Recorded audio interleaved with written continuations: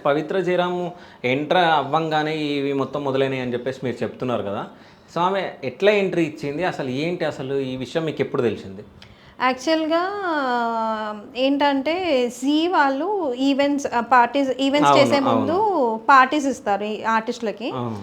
So, అలా parties జరిగాయి. జరిగినప్పుడు తను ఫుల్ అయ్యేసి, "నువ్వు నాకు కమిట్మెంట్ ఇస్తావా? ఇయ్యవా?" అనేసి రిస్ట్ కట్ చేసుకుందంట.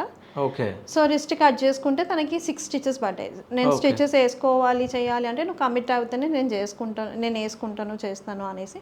ఇది ప్రతి ఒక్క కన్నడ ఆర్టిస్ట్‌కి తెలుసు. ఇండస్ట్రీలో చాలా మందికి తెలుసు. పర్టిక్యులర్‌గా ఈ త్రినేని సీరియల్ టీమ్ మొత్తం తెలుసు. ఓకే. సో, ఎవరు బయటికొచ్చి అది రివీల్ చెప్పలేదిది. హ్మ్. చేయట్లేదు. సో, అలా జరిగింది. కమిట్మెంట్ వాళ్ళిద్దరు కలవడం జరిగిందంట. సో, అది నాకు తెలిసింది గూడా ఆల్మోస్ట్ 8 మంత్స్ తర్వాత తెలిసింది. హ్మ్. సో, అప్పటి వరకు నా చేతిలో నుంచి అంతా జారిపోయింది. అంటే యాక్చువల్‌గా తిను సైమల్టేనియస్‌గా ఇద్దరిని ఈక్వల్‌గా మేనేజ్ చేశాడు. నాకెక్కడ డౌట్ రానియ్యకుండా. ఓకే. సో, ఎప్పుడైతే మనకి ఇద్దరి మధ్యలో క్లాషెస్ రావడం స్టార్ట్ అయ్యిందో, ఒక్కసారి గొడవ అయితే, చాలా పెద్ద గొడవ అయితే, నాకీమొద్దు, ఈమె ఇష్టం లేదు అనేసి అని అన్నారు. ఓకే. అంటే నేనన్నాను, అట్లెట్లా ఇష్టం ఉండదు, అట్లెట్లా ఇది, నువ్వు వెంటబడి పెళ్లి చేసుకున్నావు కదా అనేసి అని అన్నారు. హ్మ్. నేను తాగుతాను, నేను ఏమన్నా చేస్తాను, ఏదన్నా చేస్తాను, నన్ను క్వశ్చన్ చేయొద్దు. ఓకే. అట్లా మెల్లిమెల్లిగా కొంచెం డిస్టెన్స్ స్టార్ట్